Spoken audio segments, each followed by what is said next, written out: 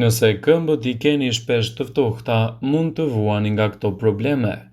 Këmbët e ftohta janë një shenjë e sëmundjeve të zemrës, siguroni që të kërkoni ndihmë mjekësore. Sëmundjet e zemrës janë shkaku kryesor i humbjes së jetës në mbar botën. Shumica e njerëzve përjetojnë në sulm në zemër papritur, por në fakt, në shumicën e rasteve sulmi në zemër ndodh si pasojë e problemeve kronike shëndetësore, që do të thotë një sinjal alarmi mund të vërehet shumë më herët, citon dhe El Said. Një nga simptomat që tregon një rrezik në rritje të sulmit në zemër janë këmbët e ftohta.